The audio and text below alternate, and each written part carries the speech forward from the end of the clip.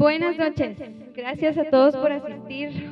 Gracias al doctor Navarro, infectólogo de la ciudad, renombrado infectólogo que nos va a apoyar con el tema de enfermedades de transmisión sexual, diagnóstico actual.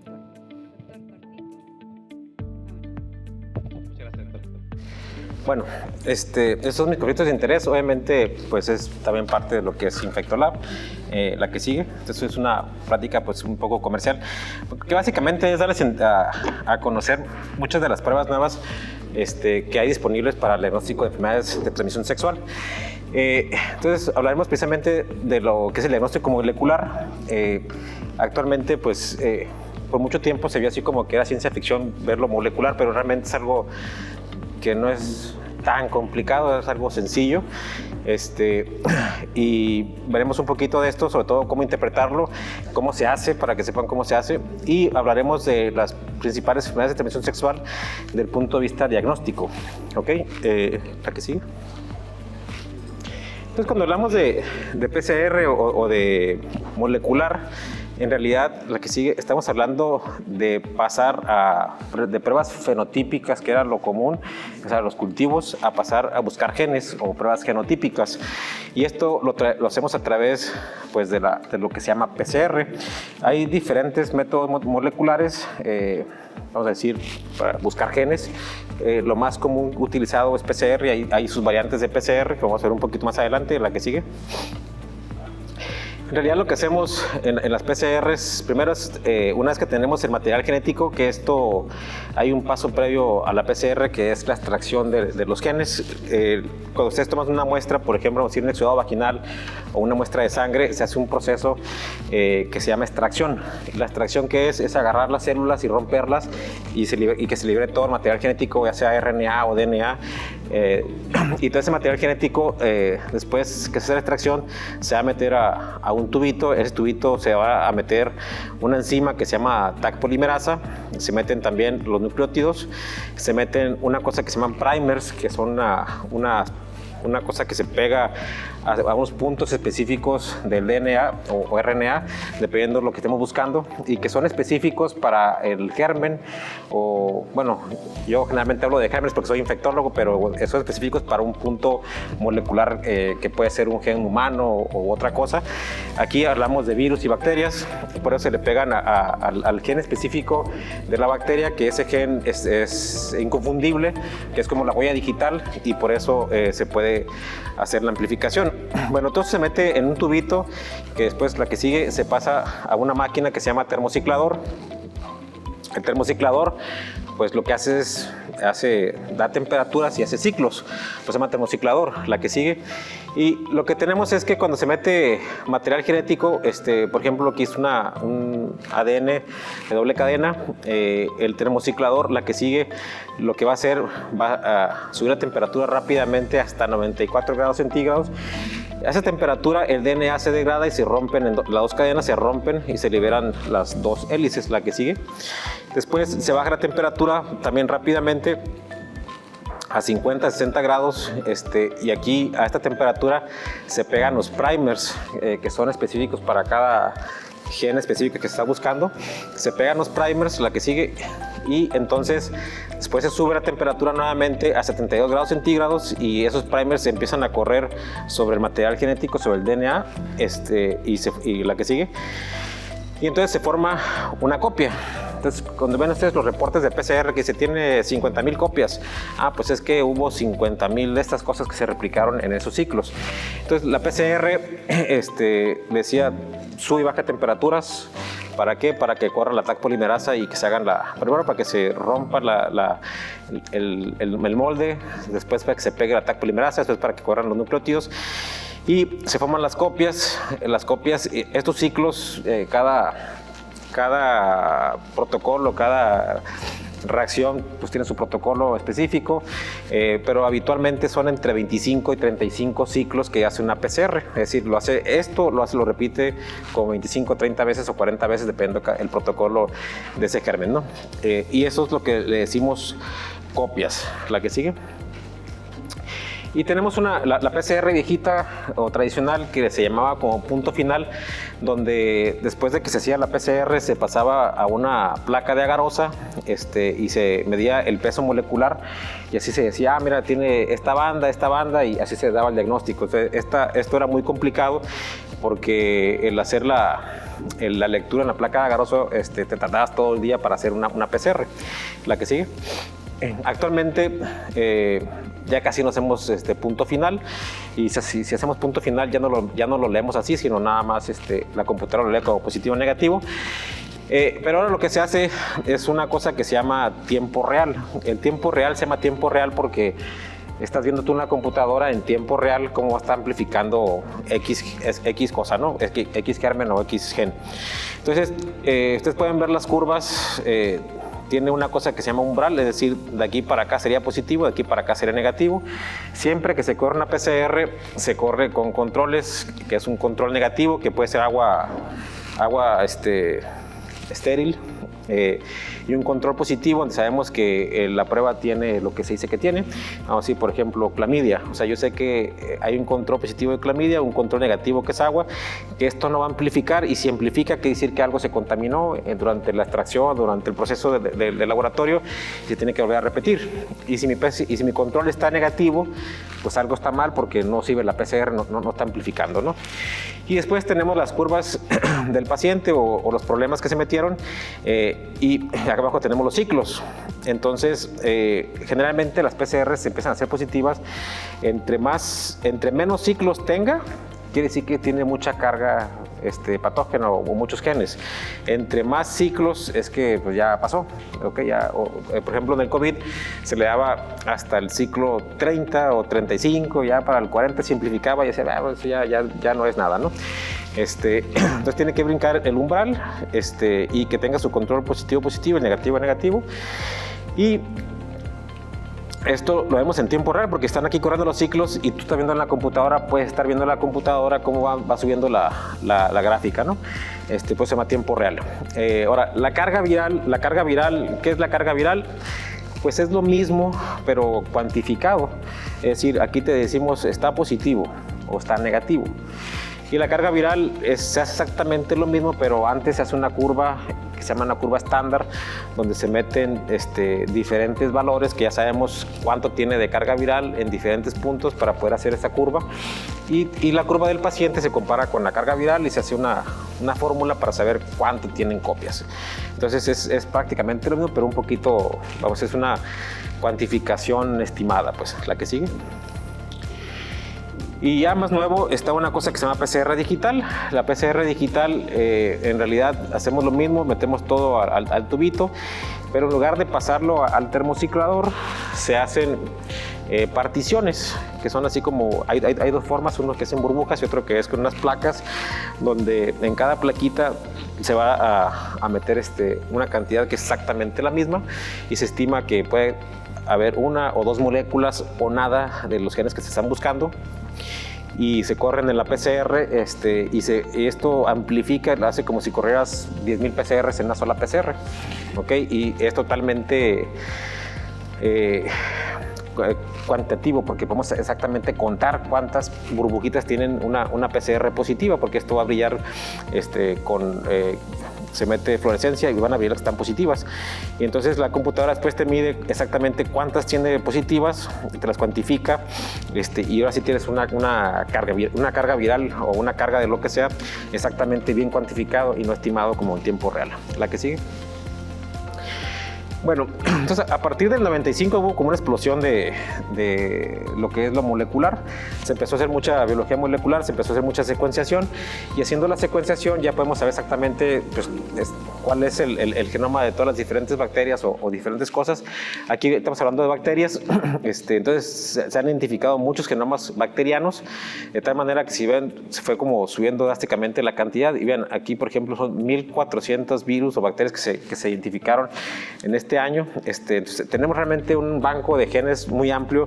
Y la que sigue, hay una cosa que se llama la subunidad ribosomal 16S, que eso es específico para las bacterias. Esta unidad ribosomal no se modifica. O sea, todas las E. coli tienen su punto igualito. Todas las bacterias van a tener esto que las identifica y es como su huella digital. Y esto es lo que se usa para pegar el primer en ese segmento, y por eso son bien específicas para esas bacterias. La que sigue. Y después se hizo lo que se llaman los PCR sindromáticos o PCRs múltiples, donde lo que hacen es que se juntan diferentes, para poner diferentes bacterias, por ejemplo así, diferentes primers, diferentes nucleótidos que se van a requerir para las diferentes bacterias, y se ponen todas en un solo tubito y se corre la PCR, y entonces ahora tenemos PCRs que son sindromáticas, donde ya no solamente se corre una PCR, es decir, busco no solamente un germen. Por ejemplo, antes decíamos, vamos a buscar herpes simple, 1 o 2. Pues aquí es 1 más el 2. Pues ahora no, ahora metemos una PCR de transmisión sexual donde te corren 9 bacterias, virus y parásitos, y todos a la misma, y eso hace que se haga un poco más barato la PCR, porque el reactivo, muchos de los reactivos se comparten, pues, y se compartió el tiempo, se compartió el equipo, entonces lo hace más barato. Ya no requerimos estar haciendo de una por una, pues. La que sigue. Entonces así tenemos los PCRs múltiplex, que se hacen ahora diagnósticos sindromáticos, y tenemos, por ejemplo, PCRs sindromático para neumonías. Entonces tiene un panel que tiene 34 bacterias y virus que me dice qué es lo que tiene, ¿no? Para meningitis, encefalitis, hepatitis, en fin, para todo. Pero aquí hablaremos de lo que es la transmisión sexual. La que sigue. Bueno, antes de pasar a lo molecular, pues lo tradicional, que muchas veces no se hace, es la microscopía. Se toma la muestra, en este caso el exudado vaginal, se hace un frotis. El problema es que tiene que ser ahí al momento que se toma la muestra, pues, y ese es el problema, porque tiene que ser en caliente. Entonces se hace el frotis. El frotis son 2 laminillas, una se le pone solución salina, otra se le pone KOH, y se tiene que pasar a ver al microscopio en ese momento. ¿Okay? ¿Qué es lo que esperamos ver? Bueno, aparte también se puede medir el pH con un papel para pH, y eso también nos va a dar información clínica importante. En el caso del KOH, si tiene el olor característico pescado, se considera positivo, y entonces esto nos habla, por ejemplo, de Gardnerella, por ejemplo, ¿no? Aunque hay otras que también lo pueden dar como uraplasma o micoplasma, también puede dar ese olor, ¿no? O bien, también se pueden hacer pruebas de PCR. Hay PCRs para vaginosis, PCRs para vaginitis, donde vamos a buscar los genes, ¿no? La que sigue. Entonces, en lo normal, pues ya sabemos que lo normal, pues realmente no tiene olores característicos el líquido vaginal, que la descarga pues es muy escasa, normalmente no hay 1 o 3 mililitros en 24 horas en gente asintomática, ¿no? Cuando hacemos la microscopía, que se le pone la solución salina, esperamos ver, por ejemplo, el pH es de 4 en las mujeres adultas. Si aumenta el pH, eso es indicativo de que algo está mal, o bien si es menopáusica, puede estar alto el pH. ¿Okay? Y se hace la microscopía, se ven las células epiteliales escamosas, que se ven así como unos cuadros con un núcleo, y en las menopáusicas se ven así como redondas, ¿no? La que sigue. Bueno, y hablando ya un poquito de patologías, vaginosis bacteriana, pues es una entidad que es por el cambio de la microbiota, y que a veces suele ser muy difícil de tratar o explicar, ¿verdad? Pero hay un cambio en la microbiota que es el principal problema, donde de la flora normal se van a pasar a bacterias anaeróbicas, y eso hace que se incremente el pH vaginal, da este flujo y este olor característico que decíamos con el KOH, porque se producen aminas volátiles. Aquí hay un aumento del pH a más de 4.5, y y en general cualquier infección de transmisión sexual infección aumenta el riesgo de otras ETS, ¿ok? Y en particular de VIH. De VIH aumenta cuando hay otra ETS, cuando hay vaginitis, es decir, si tienen relación con, una mujer tiene relación con alguien que tiene VIH y que no tiene ninguna infección de transmisión sexual o ninguna infección o una vaginitis o vaginosis, tiene cierto riesgo. Pero si tiene la misma relación esa persona con alguna infección, aumenta el riesgo en particular para VIH, ¿ok? Y también tiene mayor susceptibilidad para parto prematuro en el caso de vaginosis. La que sigue. Y esto es muy prevalente. Pues en realidad, la frecuencia de vaginosis es muy frecuente. Si ven aquí, está dividido por edad, por nivel educativo y allá por nivel socioeconómico. Y las dividieron también aquí en años. Acá está dividida en el estado educativo, si es menor a la preparatoria o más de preparatoria. Y de aquel lado, por si son pobres o están a nivel medio o si son arriba del nivel de pobreza, ¿no? Y lo que ven es que, por ejemplo, en general en la edad, pues estamos hablando que aproximadamente el 30% de las personas, de las mujeres, independientemente de la edad, pueden tener vaginosis.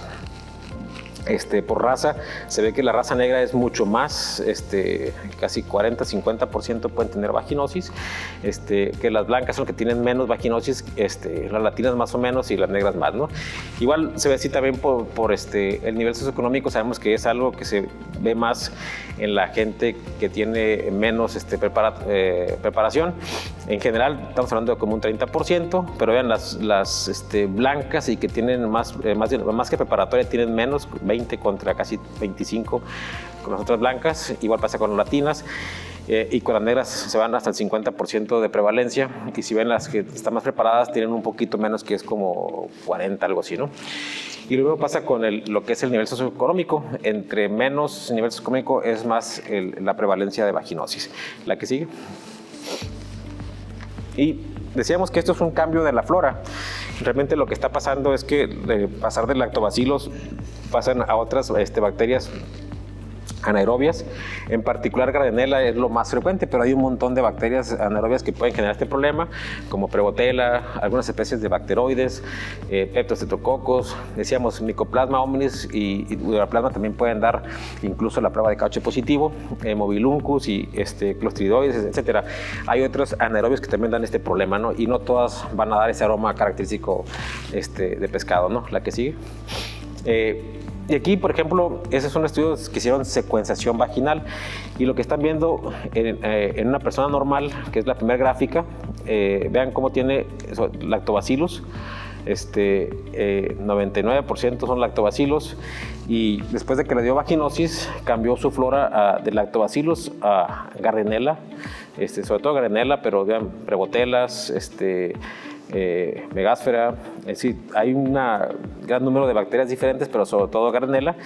Y esa misma paciente, después de estar con vaginosis, una vez que la paciente se trata, vean cómo regresa nuevamente a su flora normal. Se le acabó la pila. A su flora normal, que es nuevamente lactobacillus, ¿no? La que sigue.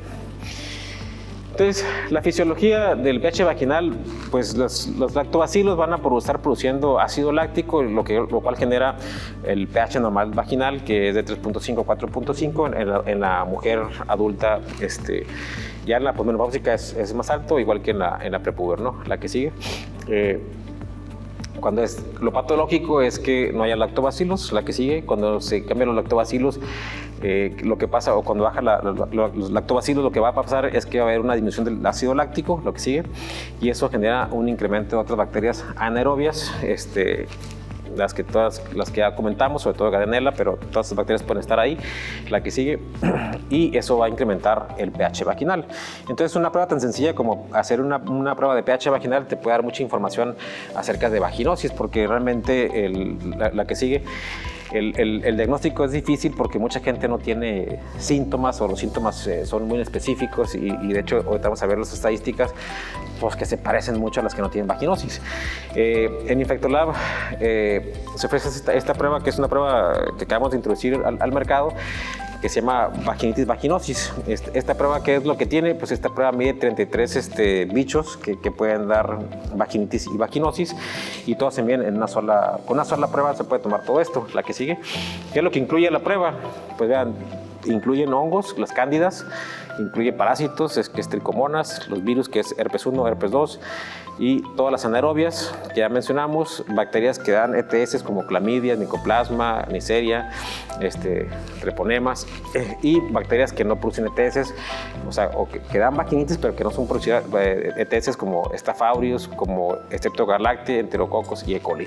La que sigue, pero sobre todo en el caso de vaginosis lo que nos importa es las anaerobias, y se puede estar viendo también si tiene o no tiene este tipo de bacterias, porque la que sigue, el diagnóstico realmente es difícil, porque si se dan cuenta, este es un estudio donde hicieron una comparación, le hicieron la prueba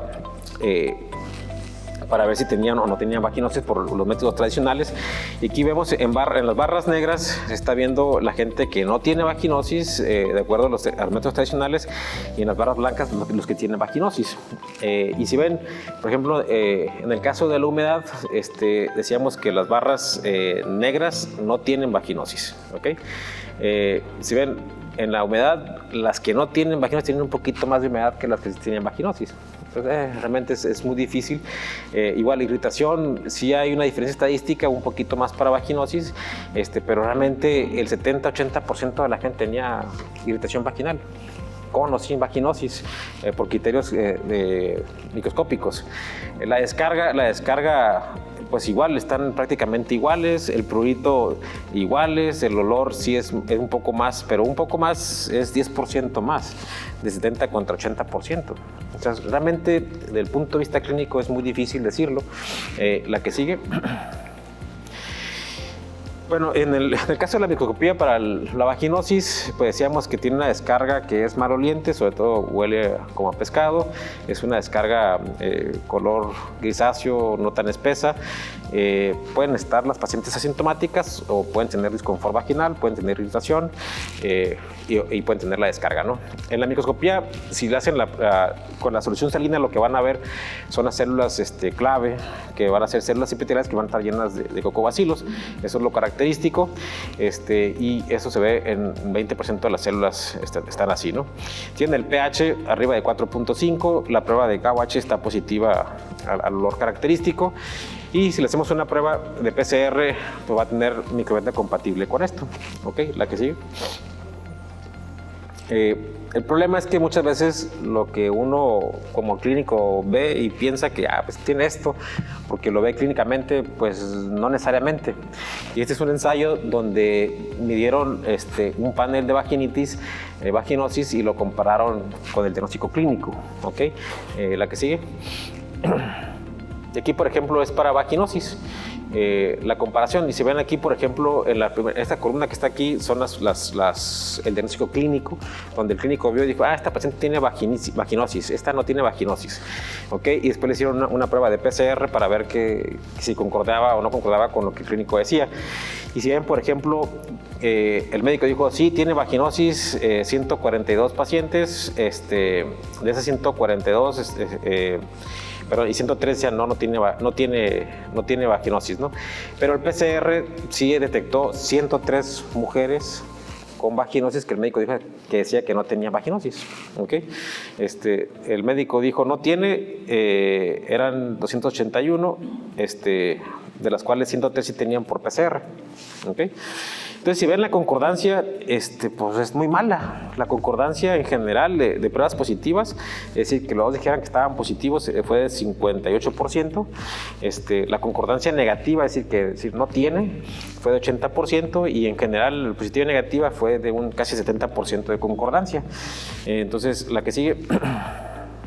La que sigue. Entonces, en realidad, el estudio nos permite identificar un poquito más esto, ser más certeros en las pruebas y dar un mejor tratamiento, ¿no? La que sigue.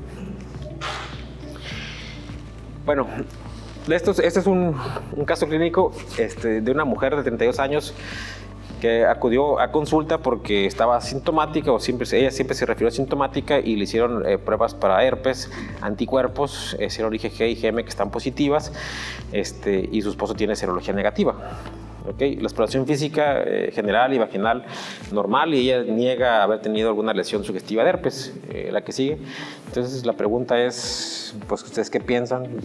¿Cuál es su diagnóstico y cuál es su recomendación? Porque el paciente es frecuente que vaya por este tipo de cosas, ¿no? ¿Alguien quiere opinar o le seguimos? ¿La que sigue?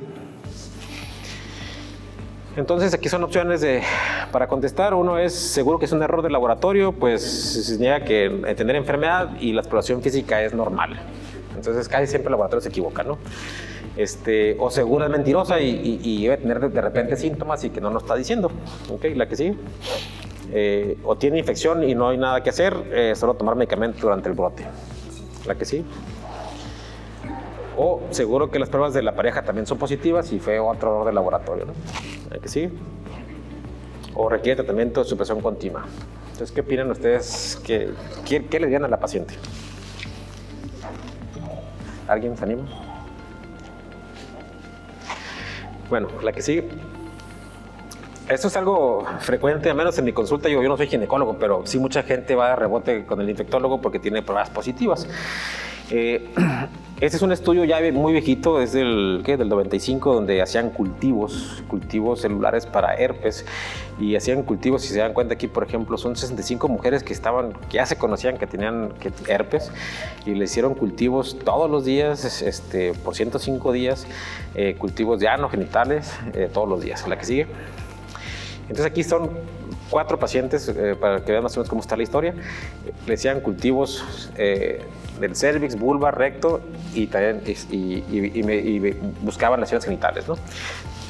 Si la primera paciente era seropositiva para herpes tipo 2, herpes simple tipo 2, tuvo en el cultivo rectal el día 8 tuvo una positivo, tuvo otro cultivo positivo el día 14 de vulva, y luego el 20, 21, 23, y nunca tuvo ninguna lesión. Entonces el primer punto es que hay mujeres o hay personas, digo, estas son mujeres, pero también los hombres hacen lo mismo, pues, nomás que es más difícil hacer esto todos los días. Pero hay mucha gente asintomática que tiene virus, eso es lo que está diciendo, ¿ok? Y nunca tuvo ninguna lesión a la paciente en el transcurso de la evolución, ¿no? Esta otra paciente que está acá, aquí pueden ver que tuvo lesiones genitales, y tuvo herpes positivo en rectal, en cultivos rectales y en vulva los primeros días, ¿no? Esta otra era un herpes simple tipo 1, seropositiva tipo 1, entonces también esto es importante porque mucha gente se confunde y a veces los médicos los confundimos más. Hay que recordar que el 30% de los herpes genitales son por tipo 1 y el 30% de los herpes orales son por tipo 2. Entonces eso de que el 2 y el 1, eso ya a fines prácticos es herpes simple. Esta otra paciente, si ven, a partir del día 18, del 18 al 23, tuvo cultivos positivos en cervix, vulva, recto, y tuvo lesiones como para el día 22-24, ¿no? Este otro paciente nunca tuvo lesiones visibles clínicamente y tuvo del 6 al 10 cultivos positivos en cervix. La que sigue. Entonces, por cultivos, el 2% del tiempo tuvieron cultivos positivos esas personas. Dice, bueno, pues es bien bajito, 2%, porque aquí el riesgo es contagiar. ¿Okay? El riesgo es que esta es una enfermedad contagiosa. Si la persona tiene herpes, puede contagiar a la pareja. Pero el 2% dices, bueno, pues ya te gana la lotería, ¿no? La que sigue. La verdad es que por PCR se ven las cosas diferentes. Las ventajas del PCR en mujeres asintomáticas o hombres asintomáticos, en ese estudio, por ejemplo, son casi 400 pacientes que le hicieron, que tienen historia de herpes, y les hicieron PCR diario de uretra y vagina por 30 días. Y las dividieron en 3 escenarios: la que tenía menos de un año de estar infectada, la que tenía entre 1 y 9 años y la que tenía más de 10 años. La que sigue. ¿Y qué es lo que encontraron? Que encontraron que el 34% del tiempo tenían herpes por PCR, los que tenían menos de un año. Bajaba 21 entre 1 y 9 y bajaba 17 entre más de 10. Es decir, entre más tiempo pasa con el herpes, tienen menos secreción del herpes. ¿Okay? Pero, pues, 34% es un montón. Ya no es el 2% que decían los cultivos. ¿Okay? La que sigue. Y el tiempo que duraban con secreción viral, 26% del tiempo tenían virus. 13%, 9%, y lesiones genitales encontraron en 15, 14 y 12%. Es decir, generalmente el doble de la gente que tiene lesiones va a tener herpes, ¿no? La que sigue. Entonces, realmente la recomendación es, pues sí, hay que creer el laboratorio. La paciente sí tiene herpes, seguramente. Si tienes anticuerpos, pues tienes herpes, porque no hay vacunas para herpes tipo herpes simple. Entonces, si tienes anticuerpos, puedes tener herpes, ya sea oral o genital, pero tienes herpes, ¿ok? Y eso es importante porque la pareja era negativa. Entonces, cuando la pareja es positiva, pues ya da igual, ya los dos tienen herpes, disfrútenla. Pero cuando la pareja es serodiscordante, se puede contagiar. Entonces, la persona requiere tratamiento de supresión todo el tiempo, la pareja infectada. ¿Para qué? Para que el virus no se replique. Entonces, la idea es, como el HIV, le damos una pastilla todos los días y eso hace que el virus no se replica, y si no hay virus, pues nos infecta. ¿Ok? Y si piensan en un brote o sospechan en brote, pues hay que hacerle un PCR. O sea, realmente el diagnóstico es clínico. Cuando ven un herpes, pues es clínico, pero ese es el caso clásico, que tienen las ampollitas y que se rompen y que dolorosas. Pero hay veces que puedes tener herpes atípicos o que no tienen los datos clásicos, que se confunden con fisuras, que se confunden con erosiones, y puede ser un herpes, o puro prurito, y puede ser un herpes. Okay, entonces, si tienen la sospecha clínica de herpes, aunque no tengan el cuadro clínico tradicional, pues le pueden hacer un hisopado para ver si tiene herpes, ¿no? Y la serología realmente no sirve para nada. O sea, sirve para decirte, pues sí, tienes herpes, pero en este momento es herpes, pues quién sabe. Sirve para saber si estás infectado o no, sirve para saber si requiere supresión o no, en el caso de que sean serodiscordantes, pero realmente no sirve para diagnóstico de herpes agudo, la que sigue, ni la IgM ni nada, o sea, da igual. Bueno, este es otro caso, es una mujer de 25 años asintomática que acude pidiendo pruebas de transmisión sexual. Y esto, digo, no sé con ustedes, pero conmigo es relativamente frecuente que llegue la gente y quiero saber si no tengo algo porque tengo una pareja o me voy a casar o quién sabe qué, ¿no? Su pareja previa estuvo presa por 12 meses y después de ese mes se dio cuenta que era bisexual, y terminó la relación. Durante la relación ella nunca presentó síntoma alguno, aunque refiere que él tenía secreción uretral, y actualmente ella tiene otra relación que ya tiene 4 meses y ella quiere saber que está limpia, que no tiene nada, ¿no? La que sigue.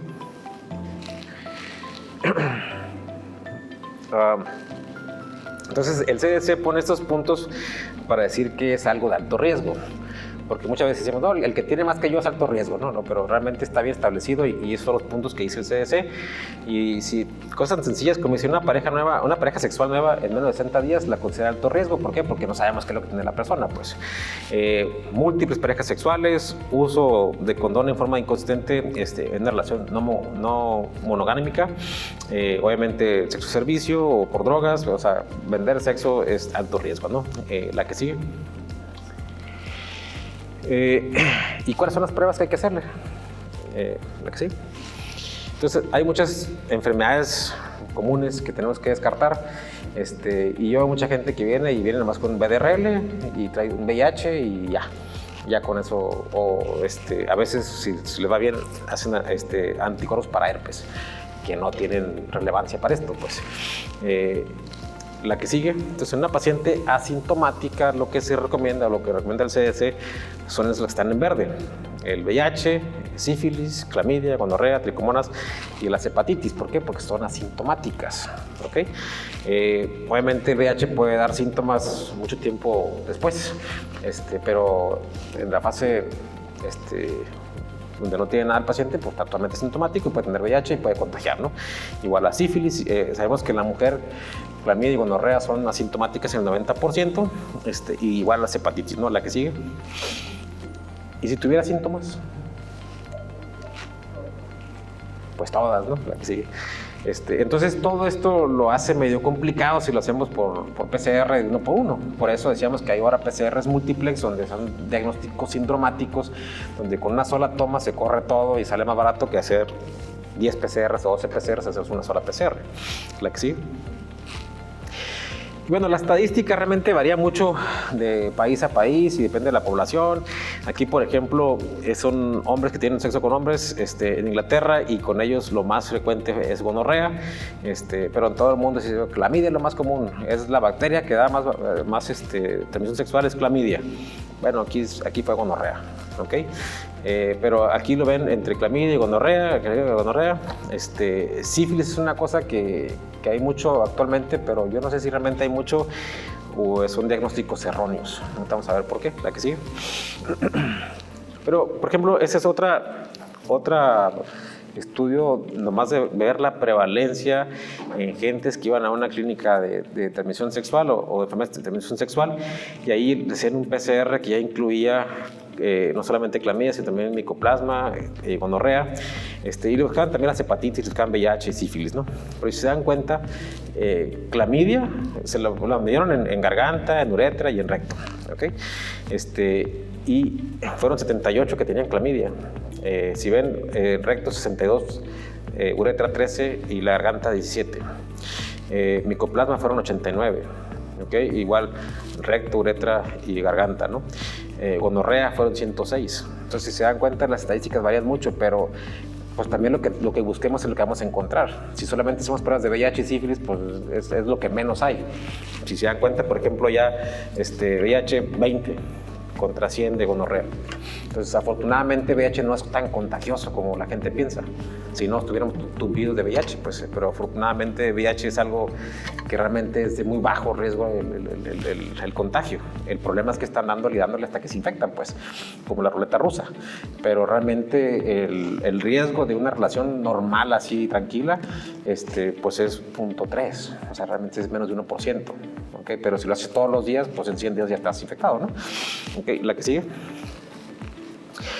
Bueno, en Infectolab tenemos un PCR que se llama así, para que no te arrepientas, y corre las bacterias de transmisión sexual como micoplasma, los ureplasmas, Neisseria, tricomonas, los herpes, Haemophilus ducreyi, que aquí casi no hay, las clamidias, sífilis, que en el caso de sífilis, bueno, ya lo veremos cuando veamos sífilis, en particular es para la lesión primaria, pues, okay, el chancro, pues. La que sigue. Que también viene el PCR de vaginosis, vienen esas pruebas. Ese está más completo porque tiene las cándidis, tiene otras cosas, ¿no? Pero el otro es puro transmisión sexual, tiene ya más cosas, ¿no? La que sigue. La que sigue.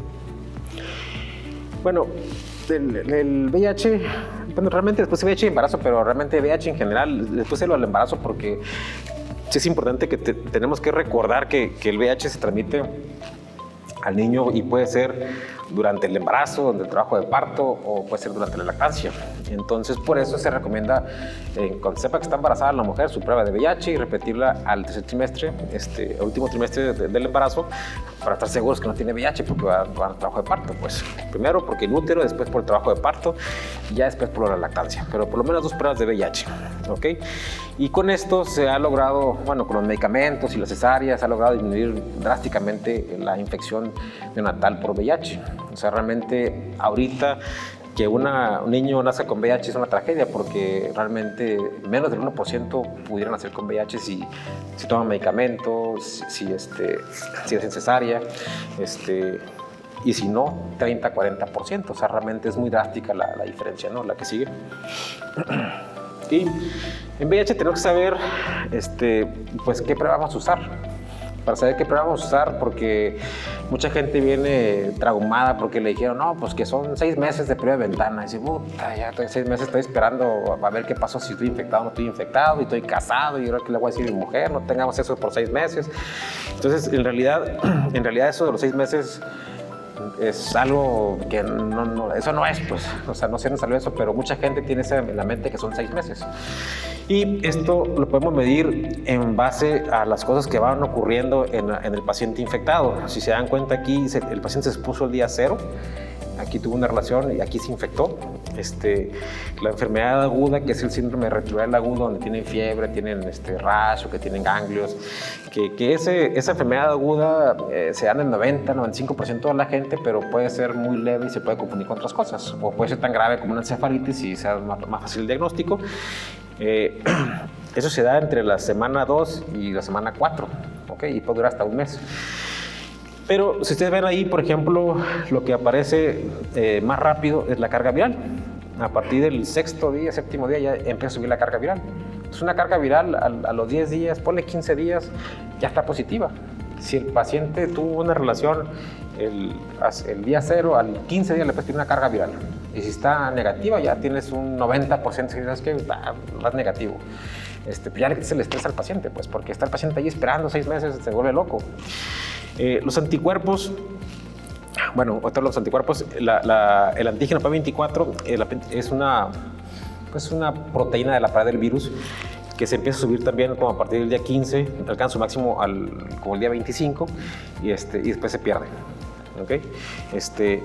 Y los anticuerpos pues se empiezan a subir a partir del día 20, 30, ya están los positivos anticuerpos y se quedan todo el tiempo. ¿Okay?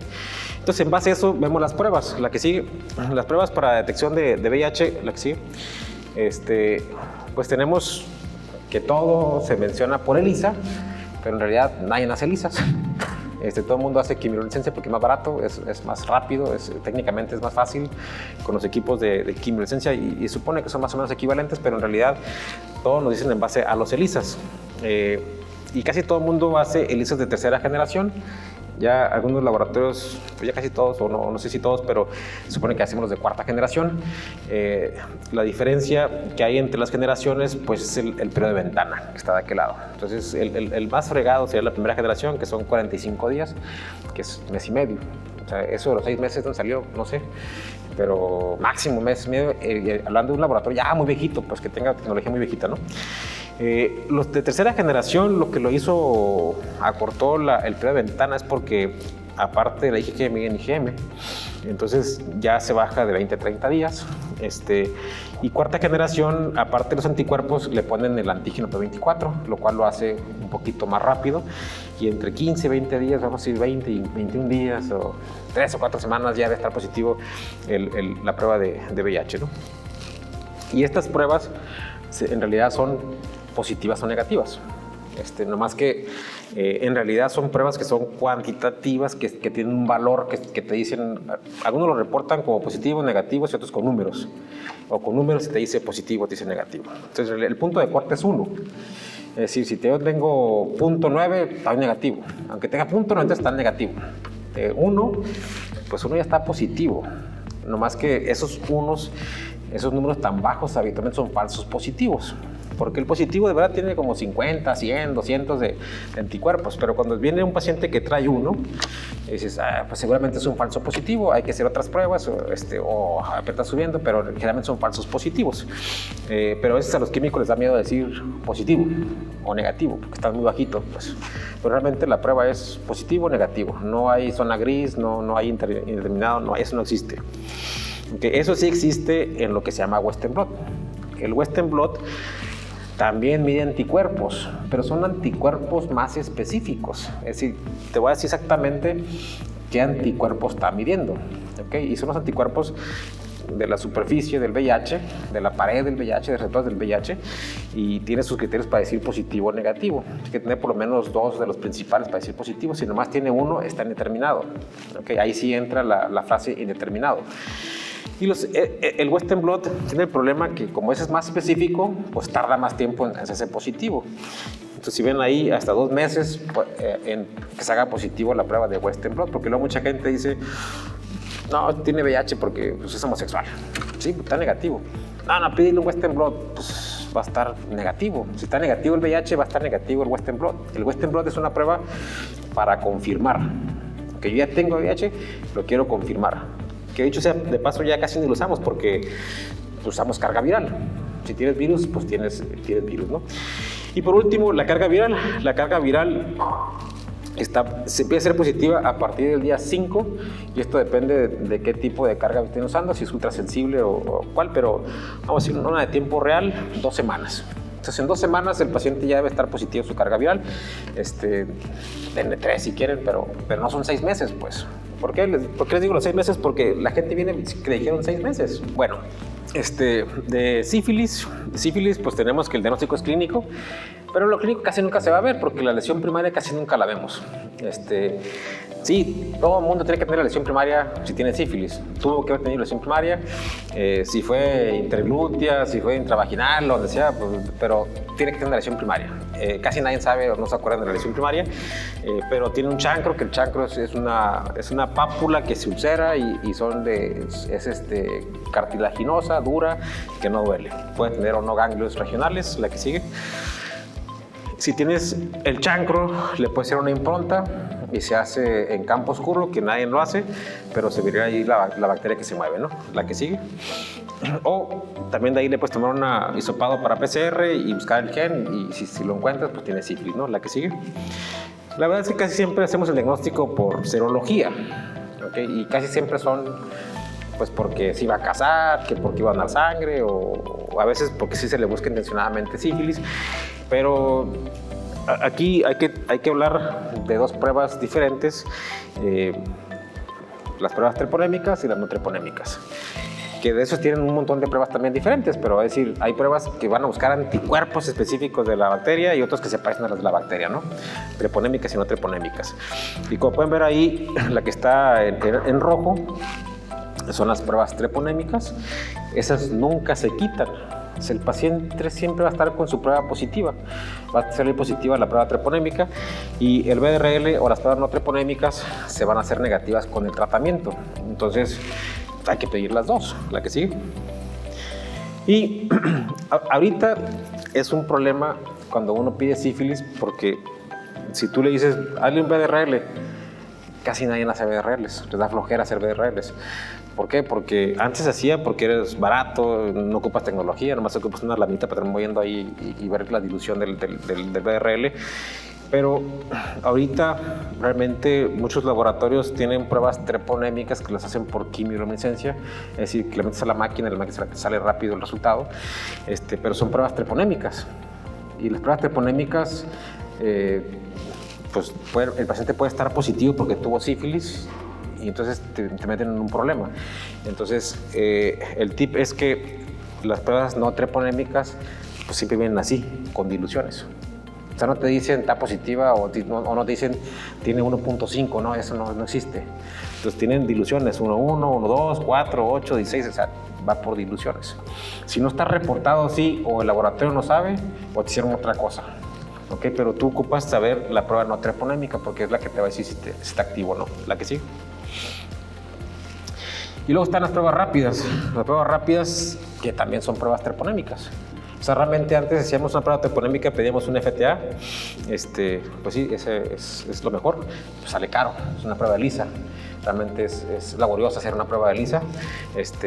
Se sigue siendo, por ejemplo, es muy útil en los niños, en los recién nacidos, para ver si es FTA, IgM o IgG. Pero en adulto, pues le puedes pedir una prueba de sífilis, anticuerpos para sífilis por quimioluminescencia, que es barata, ¿no? La que sigue. Entonces, tenemos las pruebas treponémicas y no treponémicas. Ventajas, pues las no treponémicas pues son rápidas, económicas, no se requiere tecnología porque no requiere ningún equipo más que una laminita para estar haciendo las diluciones.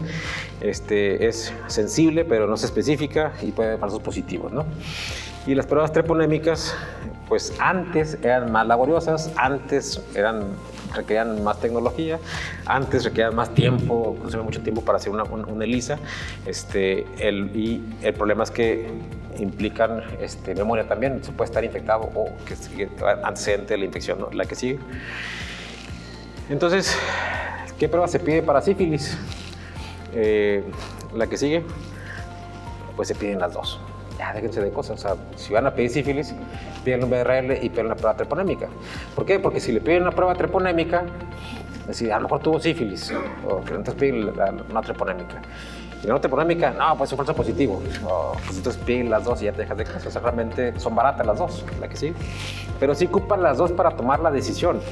Porque si tienes, por ejemplo, un BRL positivo con una prueba treponémica negativa, es un falso positivo. Si tienes una prueba no treponémica negativa con una treponémica positiva, el paciente tuvo sífilis. Ya no tiene sífilis, tuvo sífilis. ¿Okay? Y solamente que las dos estén positivas te dice que está enfermo el paciente. Y enfermo puede estar asintomático, puede estar en fase latente o lo que sea, pero está el paciente enfermo, está infectado. La que sigue. Clamidia es un problema el diagnóstico porque habitualmente es una enfermedad asintomática tanto en hombres como en mujeres. Y en muchas estadísticas dice que es la enfermedad bacteriana más común de transmisión sexual y es la que menos miden.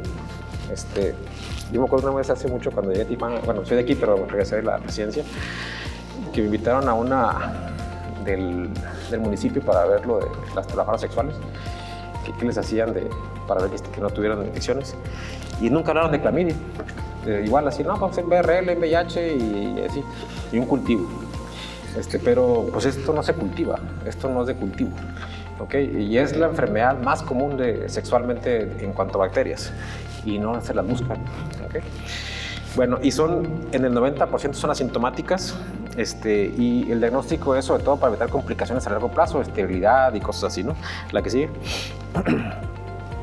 Si ven, por ejemplo, esta otra estadística, clamidia número 1. Entonces les digo, esto varía mucho, depende de donde lo lean y qué porción estén viendo, pero aquí clamidia con mucho, y luego gonorrea y luego otras enfermedades, ¿no? La que sigue. Pero es la que menos buscan, clamidia. Y cuando la buscan mal porque piden anticuerpos que no sirven para nada. Entonces, aquí están las diferentes pruebas que se pueden usar para clamidia y si ven la que tiene más sensibilidad es la PCR, el RSG es una prueba también molecular que es por ligando, la última que es Gene-Proof también es un PCR, pero ven por ejemplo el cultivo en orina, como 55%, cultivo en secreción, pero son cultivos especiales, que no son cultivos como los tradicionales, pues. Entonces, lo mejor es la PCR, la que sigue. Bueno, aquí es un estudio para compararlo con hisopado uretral o contra orina, la que sigue. Y cuando es en orina, o sea, si se puede hacer en orina, sí, aquí lo van a ver ahorita, pero se tiene que hacer de el primer chorro de la primera muestra del día, ¿okay? Que es la que tiene más células. Aquí, a diferencia de los cultivos, que es segundo chorro, y aquí no, aquí y tiene que ser la primera del día, que es la que está más cargada, ¿no? Aquí midieron compararon los cultivos contra la PCR y aquí vean, por ejemplo, los que estaban por cultivo fueron 33 positivos. De esos 33 positivos por PCR fueron 32 y uno negativo. De los que eran negativos por cultivo había 7 positivos por PCR y esta era gente asintomática. ¿Okay? Entonces, de aquí sale que el cultivo tiene un 85% de sensibilidad, es 100% específico, pero la PCR tiene 97% de sensibilidad y es 98% específico, y sobre todo el valor predictivo negativo es del 99%, es decir, si está negativo el PCR, pues tiene 99% de sí está negativo, o sea, no tienes ese problema, ¿ok? La que sigue. Y de los que tenían que eran negativos por cultivo, pero PCR positivos, ahí los ven. Eran 7 pacientes y hicieron diferentes PCRs, algunos estaban positivos por diferentes proteínas que estaban buscando, ¿no? La que sigue. Bueno, entonces para clamidia, realmente la PCR dura como 4 horas, o sea, realmente no es ciencia ficción, así que mándala a ver cuándo va a llegar, no. La corrida son de 4 horas, el problema es que a veces hay muchas cosas más que no nomás es clamidia lo que se corre, ¿no? O no nomás es transmisión sexual, sino se pueden correr diferentes pruebas en un laboratorio, pero vamos a decir 24 horas tu resultado. ¿Okay? Mientras que un cultivo va a tardar 4 o 5 días y para esto no, ¿no? Es sensible, es específico y generalmente todas las pruebas que miden clamidia vienen con gonorrea, porque sabemos que el 60% de la gente que tiene gonorrea tiene clamidia y viceversa. Entonces siempre se corre así, gonorrea y clamidia, ¿ok? Y se puede hacer también en hisopados rectales, vaginales, uretrales, faringios, en orina, o sea, en todas las partes que sospechas de gonorrea se puede medir la PCR. La que sigue.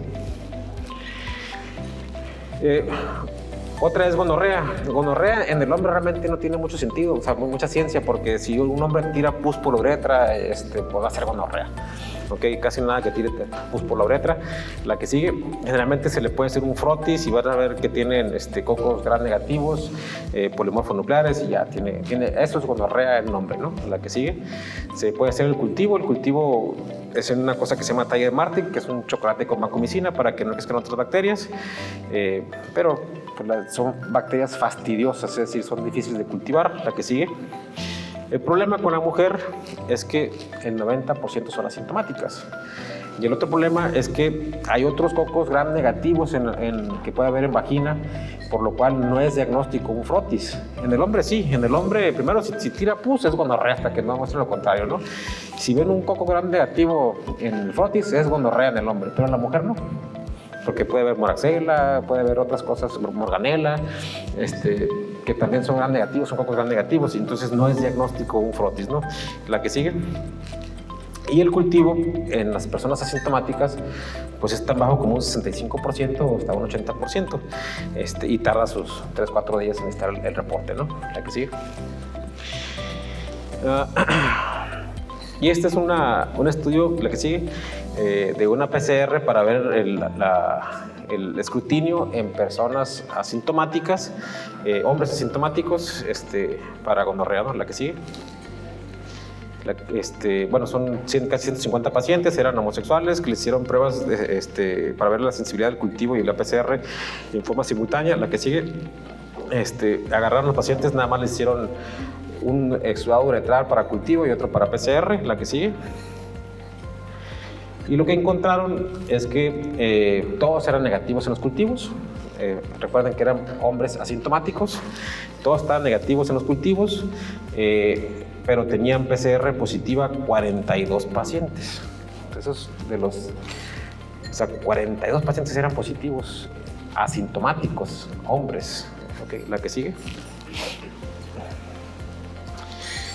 Entonces, por eso, cuando alguien dice, quiero pruebas de transmisión sexual, pues busquen, si le están pidiendo pruebas de transmisión sexual, no se queden con el VIH y el VRL, porque eso ya no se usa, pues, ¿ok? Y la PCR para gonorrea también busca clamidia, es muy sensible, muy específica, y se toma la misma muestra, y se puede hacer de cualquier ano, de secreción uretral, vaginal, orina, la que sigue. Bueno, estos gérmenes son medio curiosos, el uraplasma y el micoplasma, y de hecho está así como que son colonizantes o son patógenos. La que sigue. Si ven, hasta el 25% de las mujeres sexualmente activas pueden estar colonizadas por este tipo de gérmenes.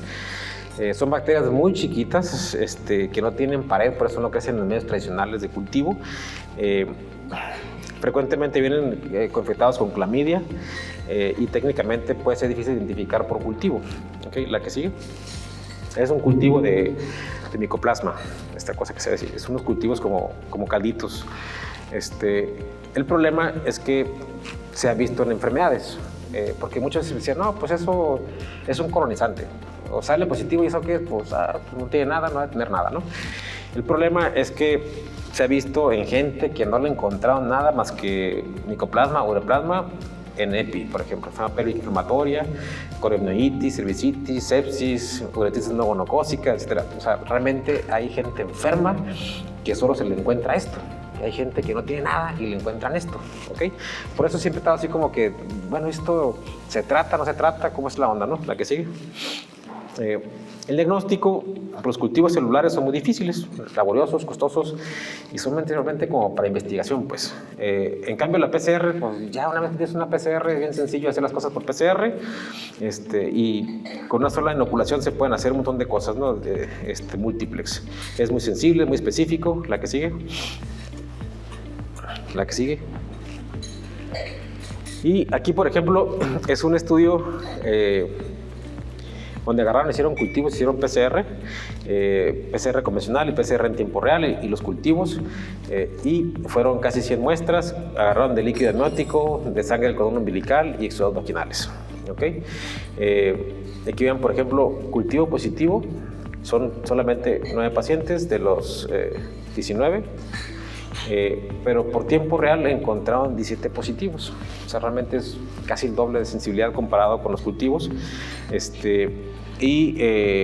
Los negativos están negativos, excepto que había uno positivo. La que sigue. Ahora, perdón, para atrás.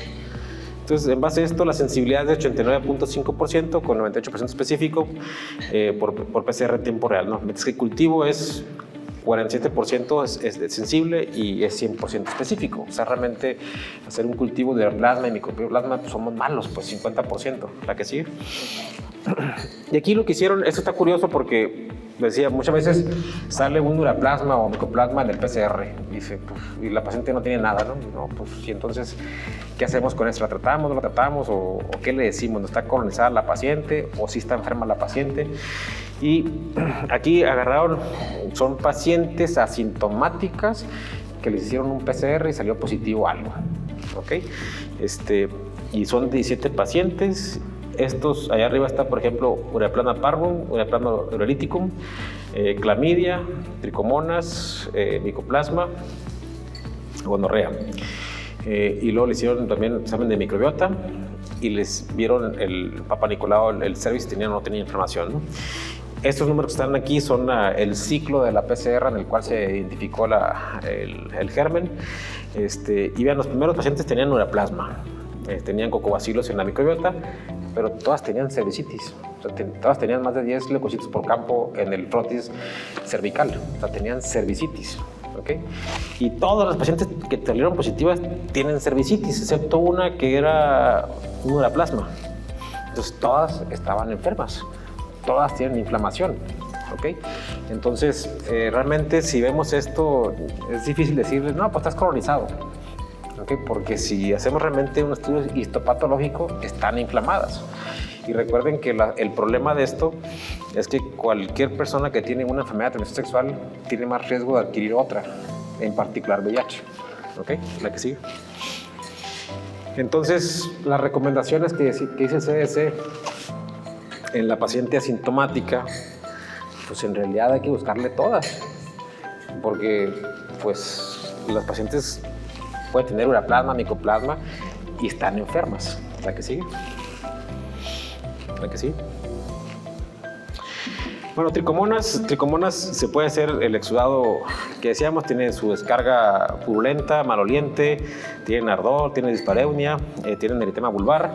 En la microscopía con salina se va a ver el parásito que se mueve, el pH está también más de 4.5, las pruebas de minas son positivas también y puede haber PCR también positiva, ¿no? La que sigue.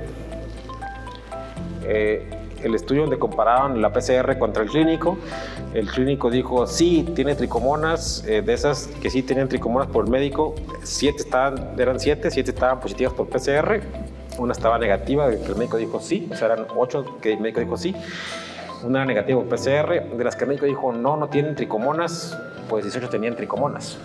Entonces, clínicamente es muy difícil verlo, pues. O sea, sí, sabemos que huele muy feo, que se puede hacer cervix en fresa, hay muchas cosas, pero en realidad hay que hacerles el diagnóstico, porque el simple hecho de ver no es, pues, ¿no? Ahí pueden ver, por ejemplo, la concordancia positiva es solamente 28%, o sea, realmente es malo el diagnóstico clínico de decir tienen tricomonas. La que sigue.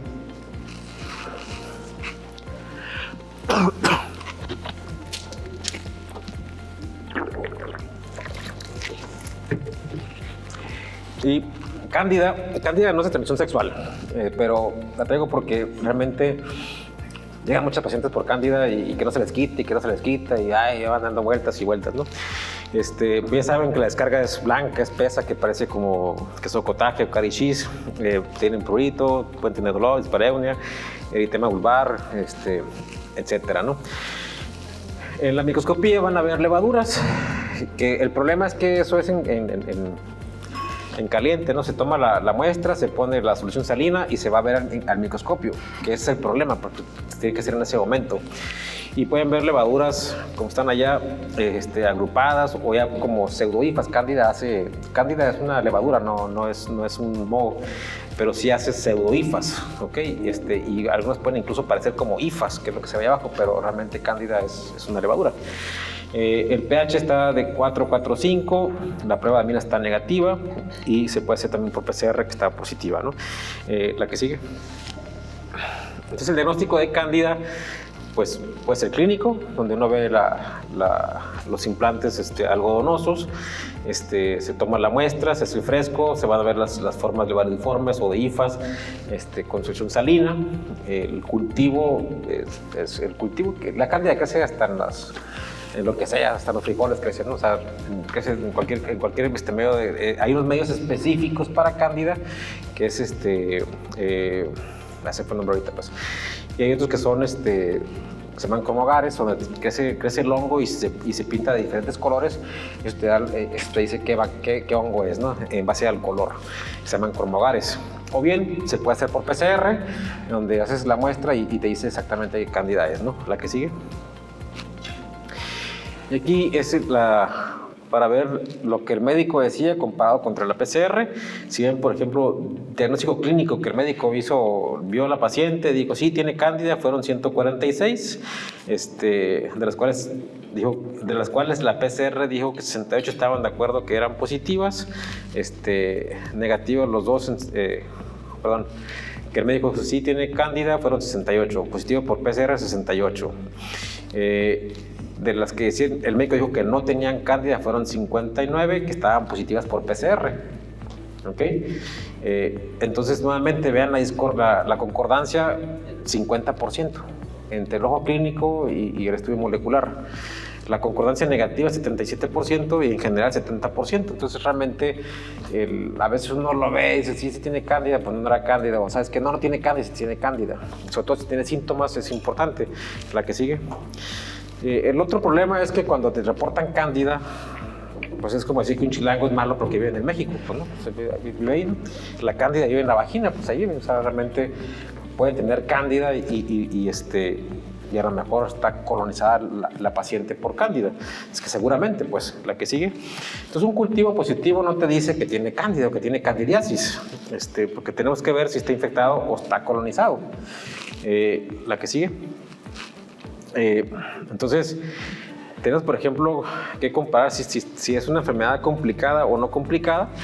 Las enfermedades no complicadas generalmente tienen síntomas leves. La frecuencia pues, son esporádicas. Generalmente son cándida albicans. El 98% de las cándidas vaginales son albicans, ¿okay? Y generalmente son gentes que no tienen diabetes, que no tienen ninguna comorbilidad. Las complicadas, pues severas, recurrentes. Y el problema es que son otras cándidas. Habitualmente pueden ser otras cándidas no albicans. Y las cándidas no albicans tienen relevancia porque son resistentes al fluconazol o a los azoles. Ese es el problema. Digo, el 98% son albicans. O sea, se les puede dar fluconazol y no pasa nada. Pero esas mujeres que están dando vueltas y vueltas pueden ser que tengan una cándida que no sea albicans y ese es el problema, que requieren un medicamento que no es fluconazol. ¿Ok? La que sigue. Entonces la PCR de vaginosis viene en las cándidas, la que sigue, te dice qué cándidas, albicans, fluconazol sin ningún problema, las demás, quién sabe, la que sigue. Ahí lo ven, por ejemplo, abajo dice cándida albicans y otras cándidas, las no albicans y albicans. Y si ven, la resistencia a fluconazol, pues es alta. Más del 70% de las cándidas no albicans son resistentes. Entonces, ahí tiene la paciente con fluconazol no se le quita y no se le va a quitar porque es resistente. Entonces, como tip, si tiene una cándida recurrente, sí, puede que sea albicans y a lo mejor va a estar con tratamiento de supresión toda la vida o un año, no sé cuánto tiempo con fluconazol, o a lo mejor no es albicans y requiere otra cosa que no sea fluconazol. ¿Ok? La que sigue. La que sigue. Y eso también se puede hacer en hombres. O sea, todas esas pruebas son tanto para hombres como para mujeres. ¿Ok? La que sí. Bueno, pues eso es lo que yo les traía para las pruebas de infecciones de transmisión sexual. Además, les quiero mencionar que el laboratorio pues, es un laboratorio que realmente pues, que fue hecho por una necesidad propia, no fue... Digo, realmente es un negocio, pues, pero realmente no se hizo como negocio, sino se hizo por necesidad. Y por eso está pensado así. Por eso tenemos pruebas sintomáticas, porque realmente es a lo que uno se enfrenta en la clínica, pues. Y les digo esto porque a veces hay cosas, yo no soy ginecólogo, digo, mi mujer es ginecóloga, pero pues no, realmente no da consulta, ¿no? Pero realmente hacemos lo que los médicos nos piden, pues. O sea, porque sabemos lo que ocurre. Por ejemplo, esos PCRs de vaginosis, porque a veces llegan las mujeres y ¿qué tiene? ¿Qué tiene? O sea, yo no me dedico a eso, pero me caen así de rebote, ¿no? Y eso es lo que estamos haciendo generalmente con las diferentes especialidades. Oye, ¿qué ocupas? Ocupo esto, tengo este problema, pues eso es lo que tratamos de resolver, ¿no? La que sigue.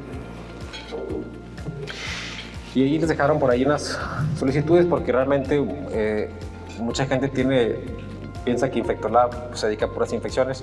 Pues realmente hacemos de todo. Obviamente es un laboratorio muy infectológico, nos queda mucho a las infecciones, pero realmente hacemos de todo. En particular en Gineco tenemos diferentes opciones para ustedes, ¿no? Y si hay alguna prueba que no esté y que ustedes requieren, pues más háganoslo saber para ver si se puede montar. La que sigue. Y me preguntaban que si tenemos varias sucursales. En realidad, para cosas de Gineco solamente tenemos en New City y en Premier, por la mesa de exploración, este tipo de cosas, y quien tome la muestra, ¿no? Las demás pues sí hacen todo, pero no tomando muestras para esto. Esas son las sucursales, son ¿qué? 4, 6, 7, y va a haber otras 2, una en Playas y otra en The Park. Todavía le falta eso, no sé cuándo, pero ahí están en construcción. La que sigue. Y les decía, el problema es que a veces se suele ser medio problemático hacer las pruebas, pues el examen ginecológico y esto, y también por eso, pensando en eso, tenemos pruebas que se hacen, la paciente se toma la prueba sola, ¿no? Que le decimos la cajita feliz. La que sigue. Que son estas cajas para hacer pruebas de transmisión sexual, que se la vende al paciente, pues se la lleva y nos trae la muestra después, tanto para VPH como para los PCRs de transmisión sexual o vaginosis, ¿no? Y creo que es todo. ¿La que sigue? Y pues muchas gracias.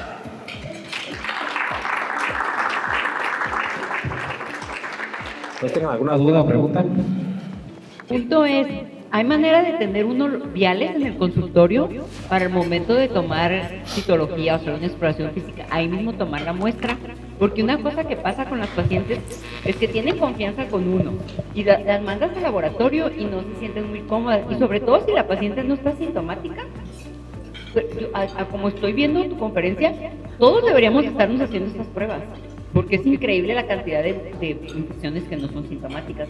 ¿Hay manera de tener viales en el consultorio para uno tomar las muestras, o es más conveniente? Porque me encantó, por ejemplo, esa última, o tener una cajita yo en el consultorio para autotoma y decir, tú tómatela y llévala al laboratorio.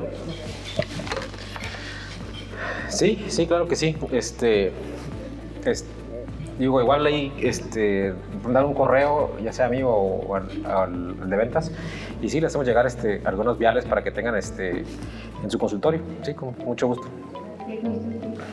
¿Mande? ¿Qué costo tiene? El costo...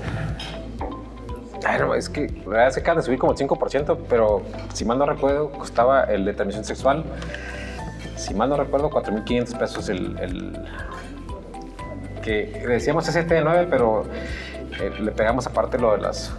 Realmente hacemos 2 PCRs múltiples en uno, que es el de transmisión sexual, y le pegamos aparte los de úlceras genitales. Y creo que cuesta eso, pero no me queda mucho, pero por ahí. Y el otro, el de vaginosis, cuesta como 1,000 pesos más, creo, que tiene 33 bacterias, ¿no? Tengo 3 preguntas, pero 2 van unidas. Una era si prueba de PCR quería comprobar que era en secreción vaginal y cuánto tiempo tarda el resultado. Sí, se puede hacer en secreción vaginal. Obviamente la de vaginosis pues es en vagina, ¿no? La de transmisión sexual, o sea, lo que no te los anaerobios, todo eso, esa se puede hacer en orina, o se puede hacer en garganta, se puede hacer en uretral. En el caso del hombre, en rectal también se puede hacer. Más en el caso de la orina, tiene que ser la primer orina, el primer chorro. ¿Ok? Ese es donde está validado, porque es la que tiene más carga celular. ¿Ok? Por ejemplo, si yo envío a la paciente, ¿ustedes deciden cómo se realiza o...? No, o sea, bueno, si la paciente no quiere, a veces, por ejemplo, o sea, todos los hombres que no quieren, no, es que pues se puede hacer en orina, nomás tráeme el primer chorro. Entonces, haz de cuenta, lo que le decimos es, tómate la muestra en la mañana, y la metes al refrigerador y la metes en la tarde. ¿Ok? Pero tiene que ser primer chorro, primera orina. O si es secreción vaginal, pues a la hora que sea no hay ninguna contraindicación para hacerse. O sea, no... A diferencia de los cultivos, por ejemplo, esto no se ve afectado por antibióticos. No, que está con antibióticos, no pasa nada. ¿Okay? ¿Y cuánto tiempo tarda el resultado? Los damos en 24 horas. A veces día y medio, pues, porque luego dicen, ay, me dijeron 24 horas. Sí, pues espérate, es que la prueba como tal, pues tarda 4 o 5 horas en el equipo, pero por la dinámica del laboratorio, hay más muestras, más cosas que hacer, 24 horas está el resultado. Mi otra pregunta es, en caso de tener un BDRL positivo, ¿en qué situación se debería investigar a la paciente pensando en un falso BDRL? Lo que pasa es que siempre se tiene que hacer las dos pruebas. O sea, no hay forma de que tú sepas si es un falso positivo o no con una sola prueba. Entonces, por eso siempre se hace un BDRL o una prueba no treponémica, vamos a decir BDRL, RPR, y aparte una prueba treponémica, que puede ser una prueba rápida, es una prueba treponémica. ¿Okay? Pero siempre, digo, antes entiendo que era muy tardado una prueba treponémica aquí en la ciudad, que tardabas 5 días, pero realmente ahorita cualquier laboratorio te hace una prueba. De hecho, ahorita el problema es identificar si hicieron un BDRL o te hicieron una prueba treponémica, porque se ha hecho, los equipos de quimiluminiscencia ahora hacen anticuerpos para treponema, y son baratos. O sea, antes un FTA costaba, no sé, 2,000 pesos, por decir algo. Y nosotros lo hacemos todos los días porque si nos llega lo corremos, pero en muchas partes pues no lo hacen, lo mandaban que sea de dónde y tardaban 5 días. En cambio ahora con las pruebas de quimiluminiscencia, lo metes a la máquina, no haces nada tú, nomás lo metes a la máquina y te da el resultado en 1 hora, y más barato. Entonces ahora por eso tú pides un BDRL y muchos te reportan una prueba treponémica. Más si es un sífilis positivo. Entonces tienes que estar a otra trucha si estás haciendo pruebas treponémicas o no treponémicas. Entonces las pruebas no treponémicas, que es el BDRL y el RPR, siempre se deben de reportar en diluciones. ¿Sí? Porque luego reportan un BDRL positivo o negativo. El negativo no hay problema, pero el positivo, o sea, el positivo no existe. Debe ser 1,1, 1,2, 1,4, ¿qué tiene? O sea, ¿cuál es la dilución? Y si fuera positivo, porque también me ha tocado unos que dicen, no, es que es 1,1, pues le puse positivo. Pues es que yo no sé tú a qué te refieres con positivo. Entonces tiene que tener las diluciones, ¿ok? Y eso te hace pensar, ok, sí le hicieron BDRL. Pero si te reportan, por ejemplo, positivo, es muy probablemente hicieron una prueba treponémica porque ya son cuantitativas. O si te reportan, por ejemplo, no sé, 15 o 12 o 13, pues es una prueba treponémica. ¿Okay? Entonces hay que estar truchas si es treponémica o no treponémica lo que están haciendo. Y de hecho, cuando tú haces ya le dijiste, tiene sífilis la paciente, tiene sífilis, ok, ya, tiene su prueba treponémica, no treponémica positiva, el seguimiento va a ser con las pruebas no treponémicas, ¿ok? Y el seguimiento no es cada mes, porque luego mucha gente viene, porque es que no se me quita, y cuando ya me 5 veces el tratamiento, no, es que la prueba se repite a los 6 meses, tarda un montón en hacerse negativa la prueba. Y tiene que bajar por lo menos 30% lo que tenías previamente. Por eso es bien importante que si tratas a una paciente con sífilis, saber exactamente cuánto tenía de BDRL, porque en base a eso yo espero que baje en 6 meses esa prueba. ¿Ok? Gracias. Por ejemplo, en las pacientes que tienen una candidiasis que no son albicans, que tienen resistentes, por ejemplo, o que sale una claviata, ustedes pueden dar el antibiograma, ya no vamos a darles cuando que no son albicans. Sí. Sí, se hace en el cultivo se hace con antibiograma, y de hecho las tarjetas para las no albicans no traen fluconazol ya, casi siempre acaban con boriconazol. Pero el problema es el costo, que son medicamentos caros, ¿no? Pero casi siempre acaban con boriconazol, y ya más remotamente con una equinocandina, ¿no? Pero ya estás hablando de equinocandinas, como es como ejemplo catofungina. Ya estás hablando de medicamentos de 5,000 pesos diarios, ¿no? Entonces Entonces, afortunadamente lo más común es que sean álbicas, eso es lo más común, pero sí, algunas pueden ser no álbicas y son un problema.